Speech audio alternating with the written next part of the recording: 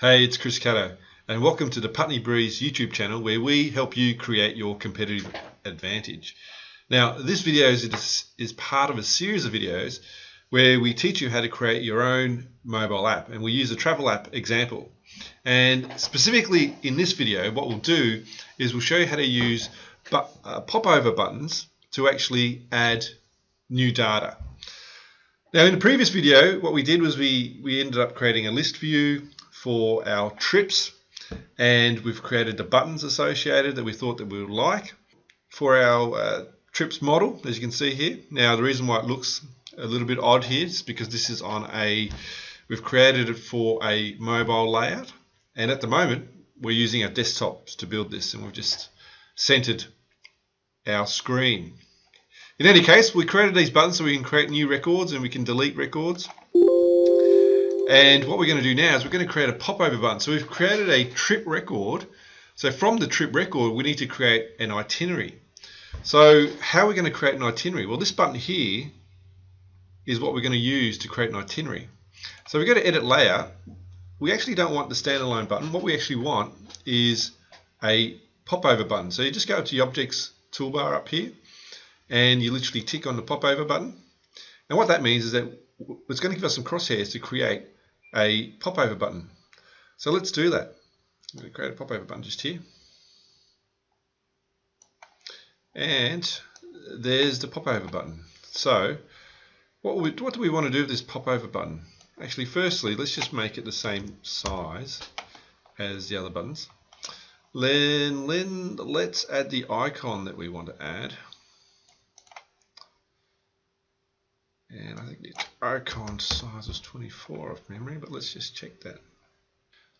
Let's close that down for a second. Let's just close this down for a second. It wasn't 24, what was it? It was 30. So let's just change the icon size to 30, so it's the same size. Let's just actually copy the colors. So use this color palette here, Format Painter.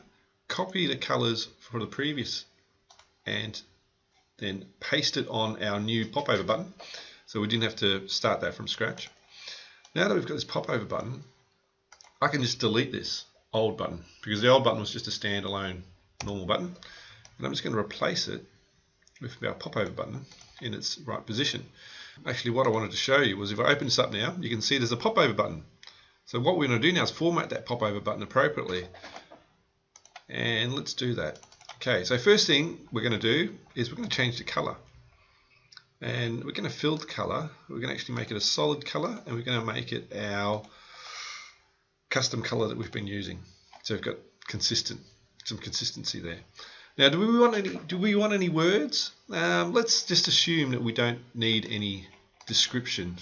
So I'm just going to double click on the popover itself. It'll bring up this popover button setup, and in the show title bar, you can either tick or untick the show title bar, or clearly you can just delete what's in there, but let's just untick that for now.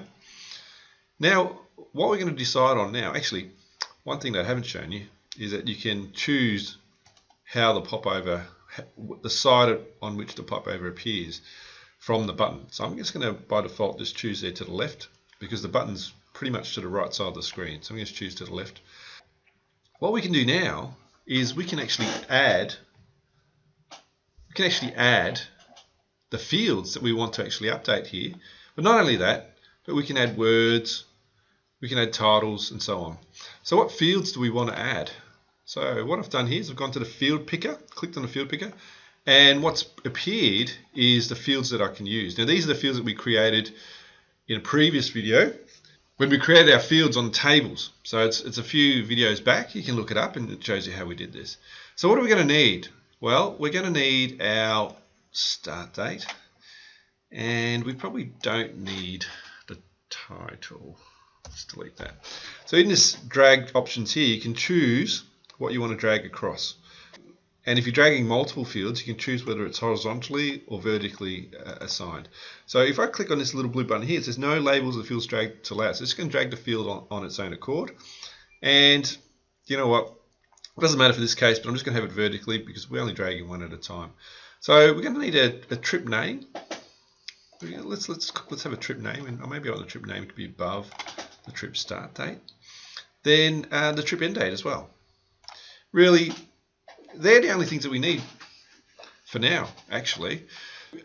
Perhaps we also have to think about the size and how we actually want it to look. So what I'm going to do here is just go into our little show hide formatting button. And I'm going to change the size of the text. I'm going to make it 24.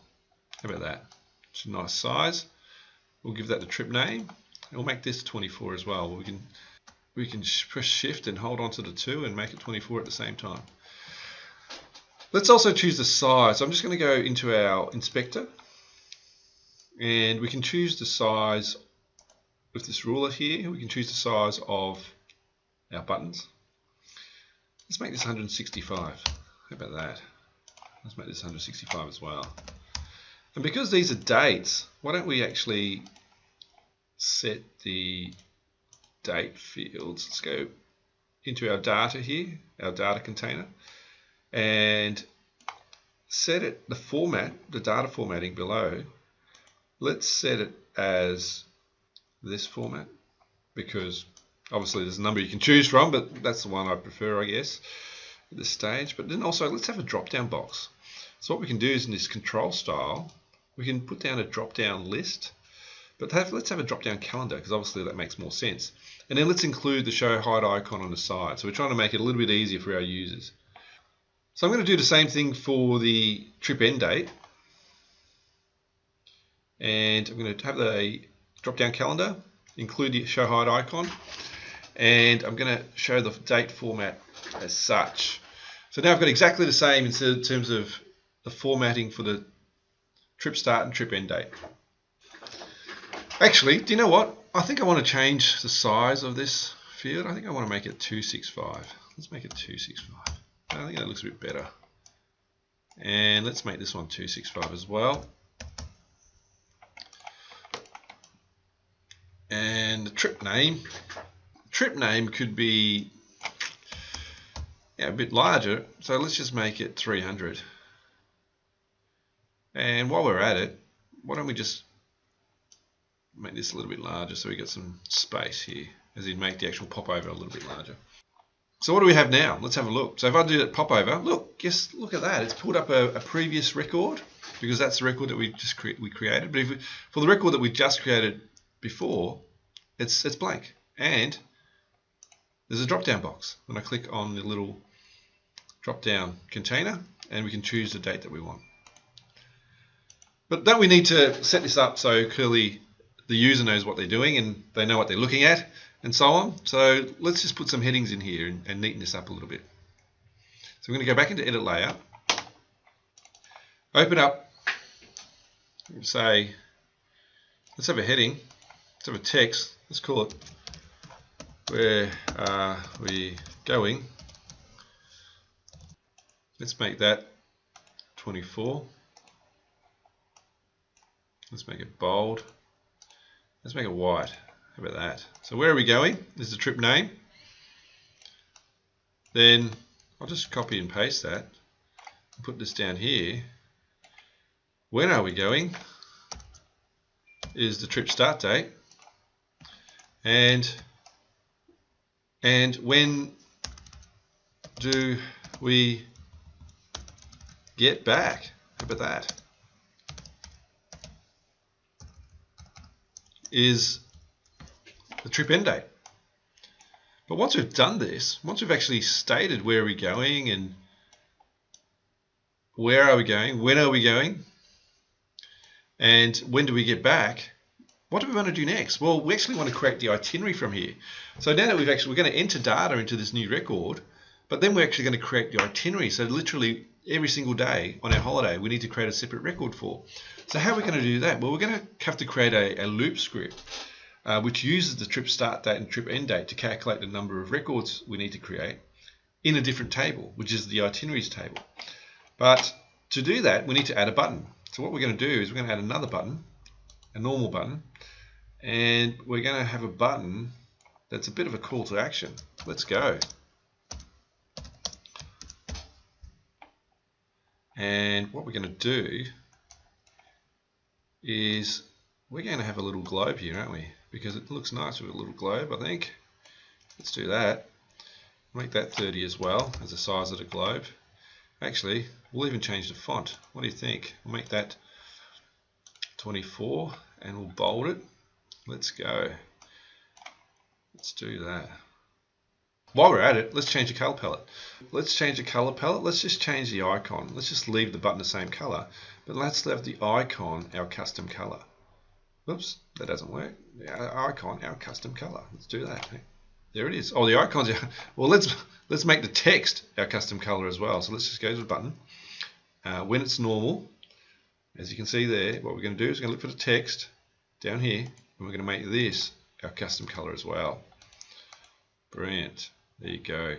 So now if we exit the layout, and when we've created a new record, we can then go into our popover button, and well, that's the record from what we did before, but let me show you. Create a new record. There's our new record. Then we open up our popover, and it asks us where are we going, and let's say we're going to the USA. We are going soon, at any time you like. Let's go tomorrow, and let's come back in a week. And then what we're going to do next is show you how to create a loop button that will assign to this. At the moment nothing happens, but we'll create a loop button to create the itinerary records required based on the dates that we've set. Actually, while we're at it, we probably want to center the dates because that looks a bit skew-if. So if I step out of that, you can see we've created the dates, we've created a new record. I'm just going to exit that layout. I'm just going to step back into here, step into the field and center the field. You can see there, back in our align text to the center. So that what we've done here, just in case you can't find it, is that it's in the show hide formatting bar. So I've showed the formatting bar, gone into the cell, and now aligned the center text. So now if we step back out and have a look at what we created just a minute ago, now it's in the center. So now this looks, oops, it's USA. Let's do it for USA as well, or let's do it in regards to where we're going as well. You can do that in your own time. So what we're going to do next is show you how to create a loop script. Now that we've created a popover button, added some content or added some data into our new record, now we're going to create the related records or the itinerary records that relate to the trip through a loop script. So that's going to be the next video. Righto. So make a comment if you've got any questions, ask some questions. Like the video if you liked the video, and also subscribe, obviously. So thanks for watching. Bye for now. I'll see you in the next video.